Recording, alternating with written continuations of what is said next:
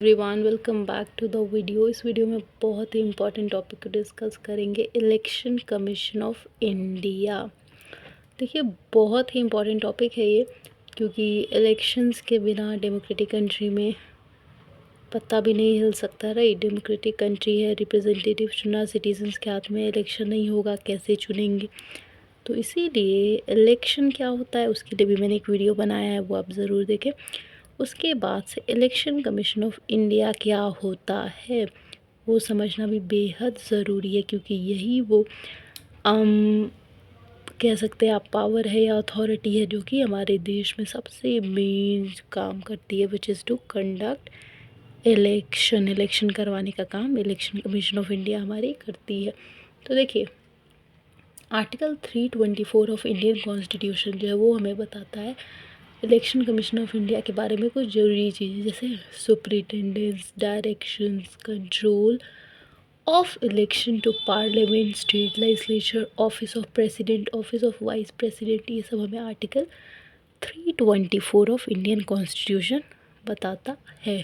तो ये सब चीज़ें कहीं ना कहीं इलेक्शन कमीशन ऑफ इंडिया से, इलेक्शन से जुड़ी हुई हैं, क्योंकि देखिए प्रेसिडेंट जो है वो भी बहुत इंपॉर्टेंट रोल प्ले करते हैं। जब वोटिंग वगैरह हो जाती है तो ऑफिस में वेलकम करने का काम करते हैं, राइट, ओथ वगैरह भी दिलवाते हैं। इसके अलावा अगर हम बात करें कॉम्पोजिशन की, तो इलेक्शन कमीशन ऑफ इंडिया का अगर कॉम्पोजिशन आप देखिए, अपॉइंटमेंट प्रेसिडेंट करते हैं इलेक्शन कमीशन ऑफ इंडिया का भी, ठीक है। Condition of service president set करते हैं।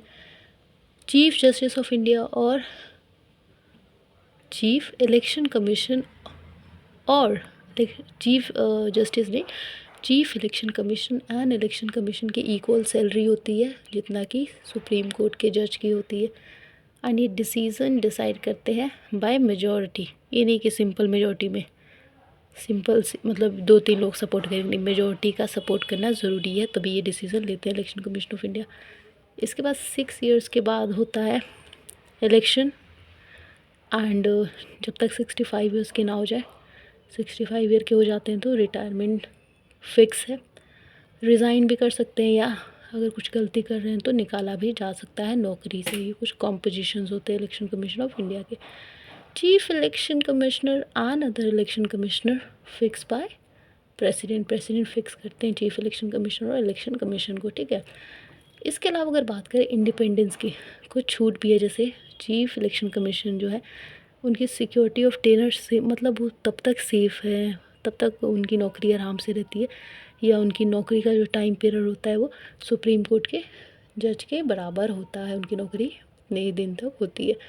आफ्टर अपॉइंटमेंट, जैसे मान लीजिए अपॉइंटमेंट हो गया चीफ इलेक्शन कमीशन का, फिर उसके बाद उनकी नौकरी पे इतना ख़तरा नहीं होता, मतलब कोई भी ईज़िली उनको हटा नहीं सकता उनके पोस्ट से, ठीक है।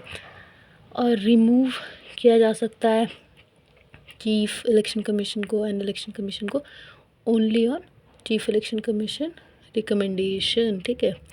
सिर्फ चीफ इलेक्शन कमीशन के रिकमेंडेशन पे ही इलेक्शन कमीशन को हटाया जा सकता है। इसके अलावा अगर पावर और फंक्शन की बात करें, तो जो इलेक्शन कमीशन ऑफ इंडिया है ये और कॉन्स्टिट्यूएंसीज़ को लिमिट करता है इलेक्शन के लिए, जो parliament and state legislature. Parliament national level पे होती है लोकसभा का इलेक्शन, स्टेट लेजिस्लेचर के लिए स्टेट लेजिस्लेटिव असेंबली का इलेक्शन होता है। तो जाहिर सी बात है दोनों इलेक्शंस अलग है, वो स्टेट लेवल पे हो रहा है, ये नेशनल लेवल पे हो रहा है जो पार्लियामेंट का इलेक्शन है। तो दोनों की कॉन्स्टिट्यूएंसीज डिफरेंट होंगी, एंड उसी के हिसाब से जो इलेक्शन कमीशन ऑफ इंडिया है वो डिलिमिट करता है कॉन्स्टिट्यूएंसीज़ को, ठीक है। अपडेट करता है वोटर्स की लिस्ट को, अलॉट करता है डेट, इलेक्शन का शेड्यूल करता है, इलेक्शन बैलेट पेपर्स देता है, ईवीएम्स वगैरह का ध्यान रखता है गलत तो नहीं है, कोई छेड़खानी तो नहीं हुई है, इलेक्शन सिंबल्स देता है सभी पार्टीज़ को, पब्लिसिटी करता है पार्टीज़ की रेडियो पे, टीवी पे, तो फिर टीवी पे, रेडियो पे पब्लिसिटी करता है पार्टीज़ की।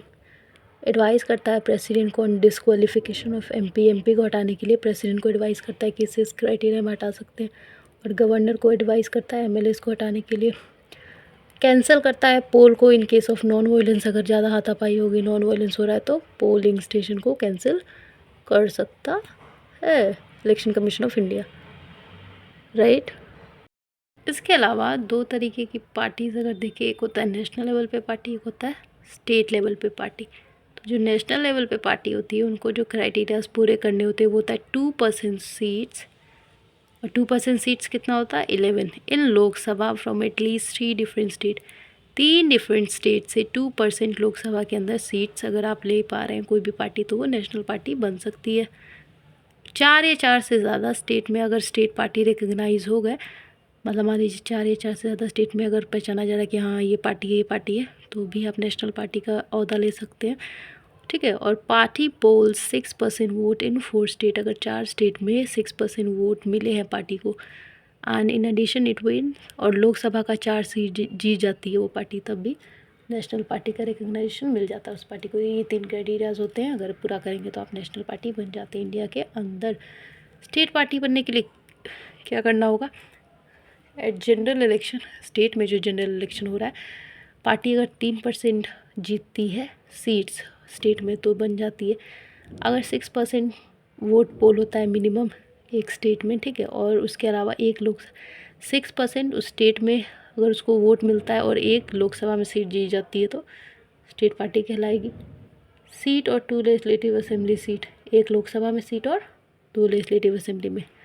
6% वोट स्टेट में पोल हो जाए, मिल जाए उसको एक लोकसभा में सीट, 2 लेजिस्लेटिव असेंबली में सीट, तो वो स्टेट पार्टी हो जाएगी। 8% ऑफ वोट अगर पोल हुए हैं एक स्टेट में तो भी हो जाएगी। और कुछ ऐसे भी सिचुएशन आती है जब पार्टी अपना स्टेटस लूज़ कर देती है, जैसे हर नेशनल पार्टी को एक सिंबल दिया जाता है एंड वो रिजर्व होता है एक्सक्लूसिवली, जैसे कांग्रेस है, बीजेपी है, देखते हैं ना, इनका सिंबल कोई नहीं ले सकता है, वो जो सिंबल्स हैं उससे यही 2 पार्टीज जानी जाती है, तो वो एक्सक्लूसिव सिंबल है उन दोनों का, उनसे कोई छीन नहीं सकता। और स्टेट के लिए भी ऐसे ही होता है, और अगर कोई न्यू पार्टी आ रही है तो उसको न्यू सिंबल दिया जाता है।